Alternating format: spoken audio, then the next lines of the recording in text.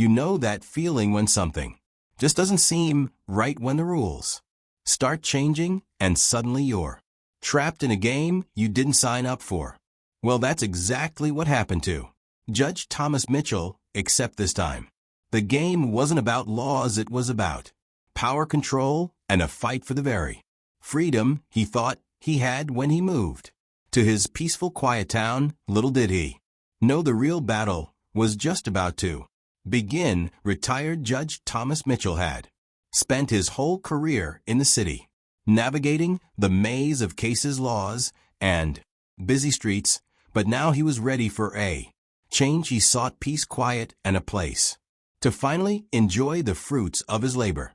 A small town on the outskirts seemed perfect, a close-knit community where everyone knew everyone and life felt simpler. It was the kind of place where neighbors still waved at each other, where children played in the yards, and where the biggest concern was whether the lawn needed mowing. However, the calm surface of this idyllic neighborhood, something sinister was brewing. The Homeowners Association, HOA, once friendly group of volunteers, had slowly begun to grow in power. At first, it was small requests: keep your yard neat, respect your neighbor's space.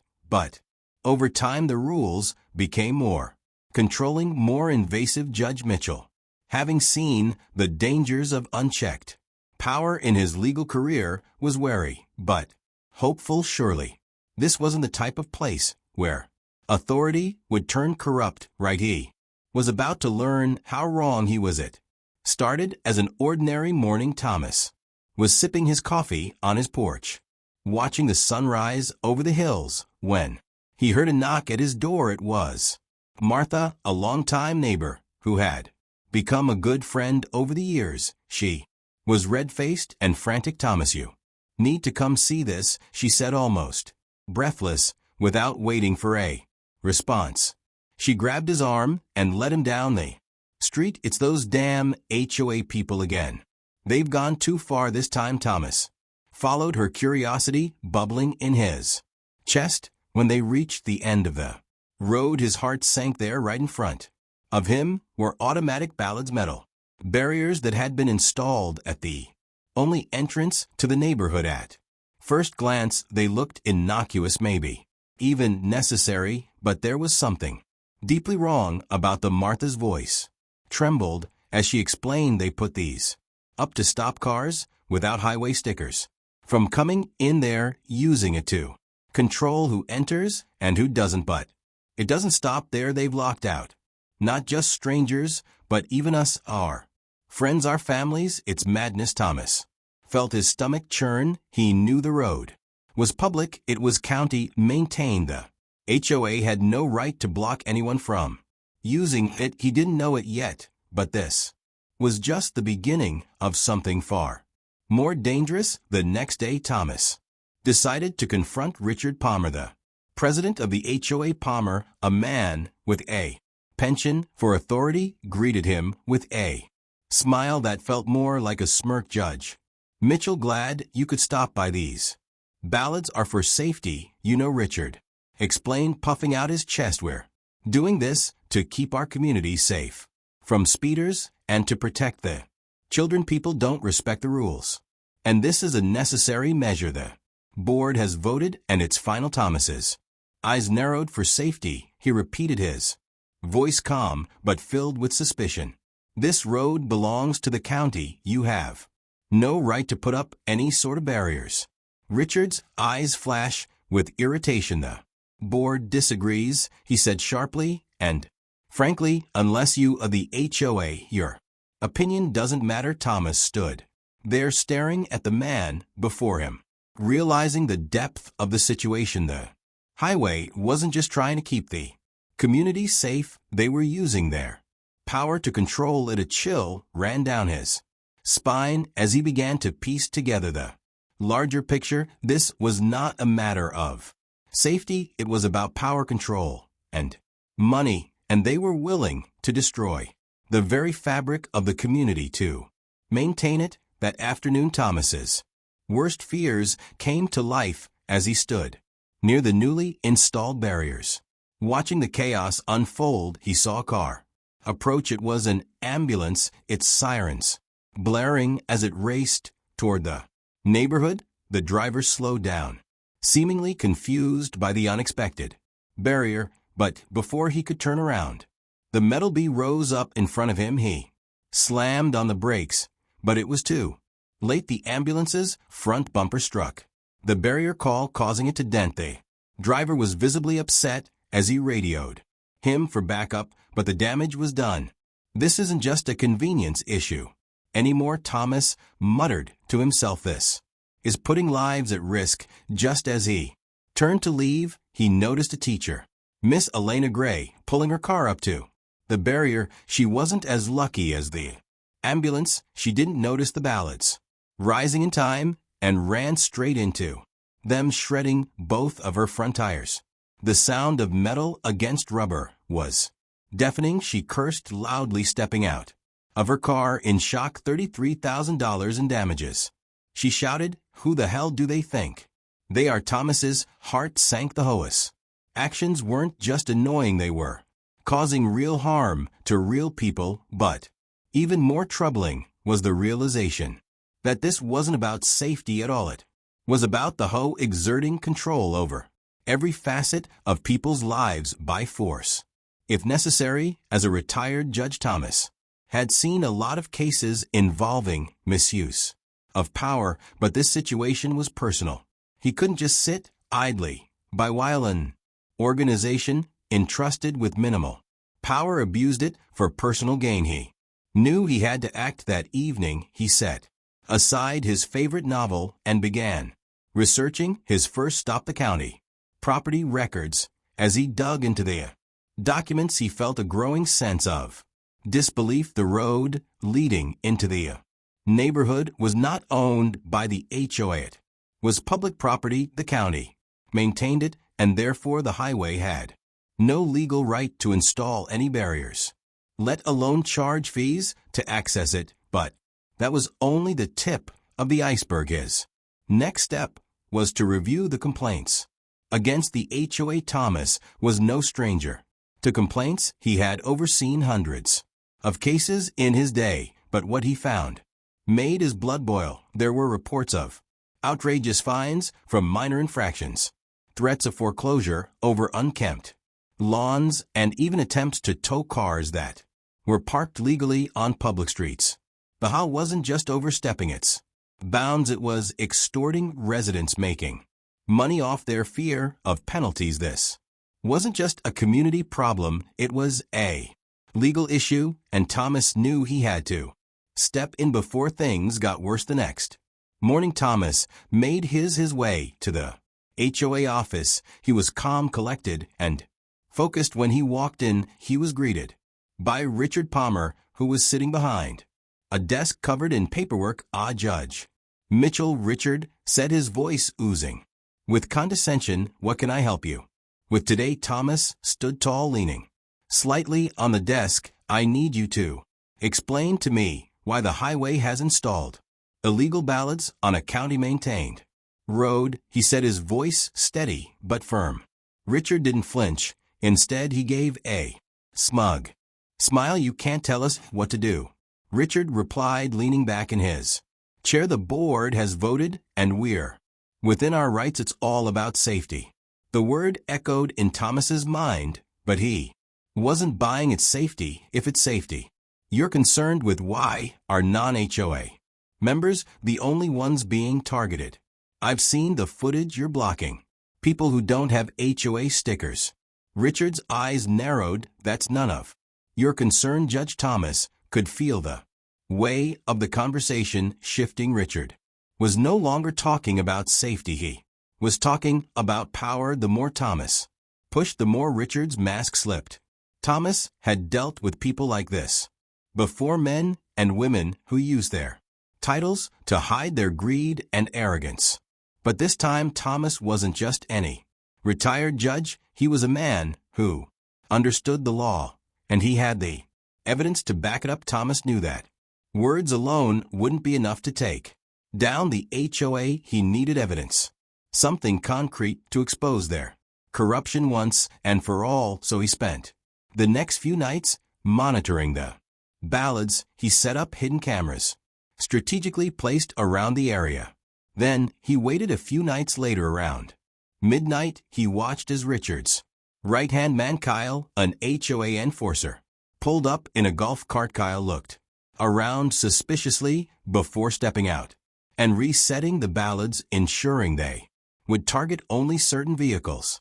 Thomas's eyes widened as he saw Kyle pull out a clipboard with a list of license plates. They weren't just blocking any cars, they were selectively choosing who could enter and who couldn't based on whether they were highway members. The footage didn't lie. Thomas felt a sense of vindication wash over him. This wasn't about safety, it was about control, extortion, and profit. He now had everything he needed to bring the HOA down, and he wasn't about to let them get away with it. Thomas knew that he couldn't take down the HOA alone, no matter how clear the evidence was. This was bigger than him. It was about the entire community. So with the footage in hand, Thomas made a call to Sheriff David Lawson, an old friend who had worked with him on several cases. The sheriff listened carefully as Thomas explained the situation, and after a moment of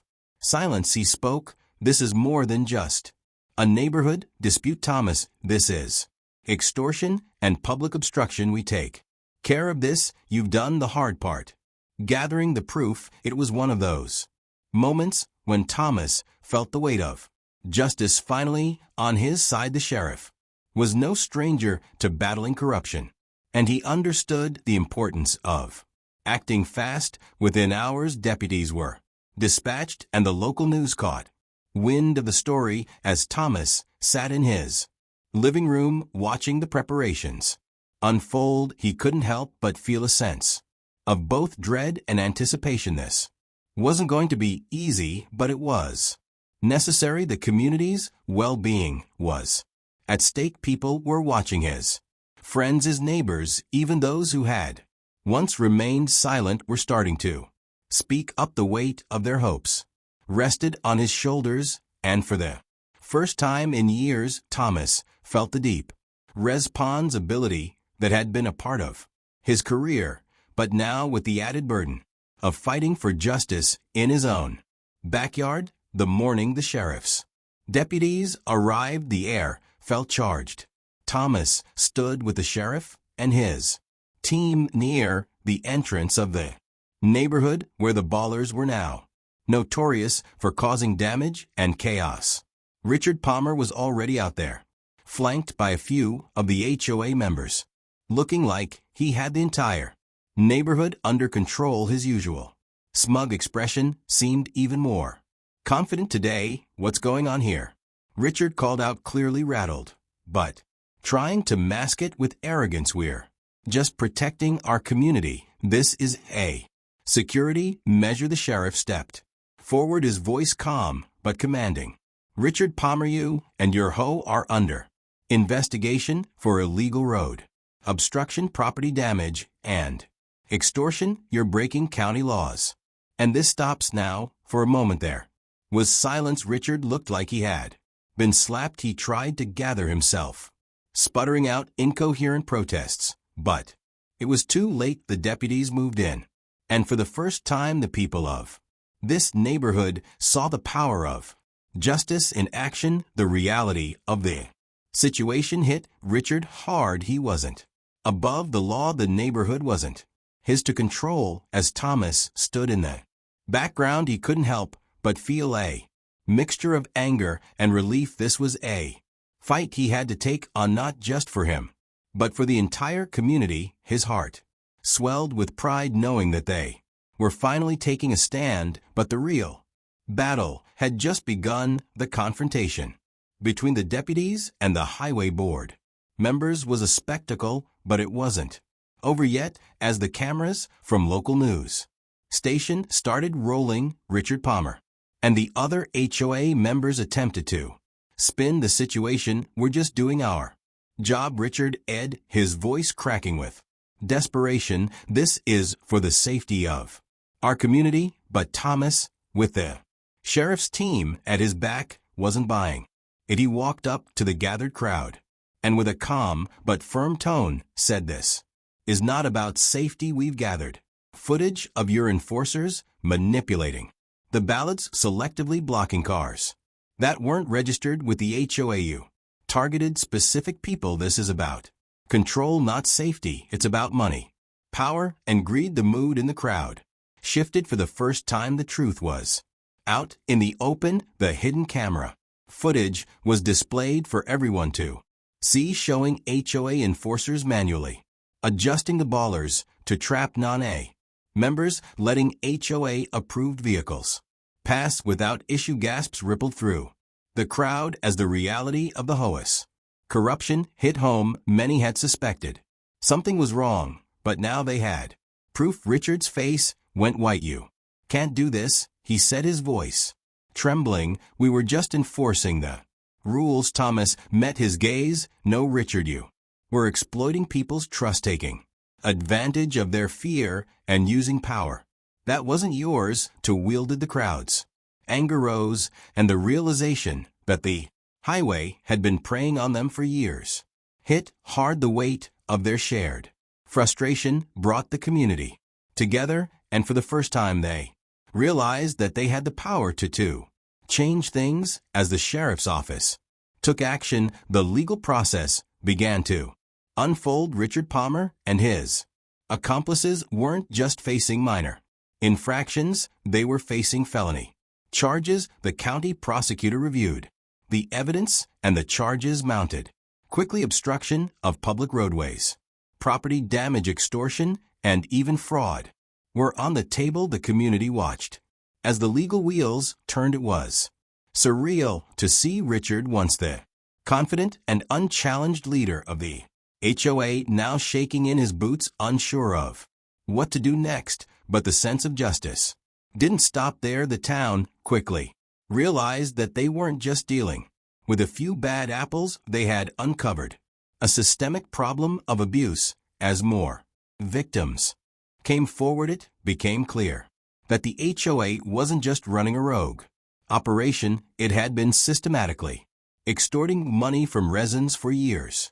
The truth about their illegal fines, fees, and other manipulative tactics started to spill out. The public was enraged, and the local media took full advantage of the story. Reporters were quick to cover the unfolding scandal, and soon it was all over the news. Every resident of the town was aware of what had been happening behind closed doors. The HOA's reputation was in tatters, and now it was time for accountability. The law was closing and on them, and Richard knew it.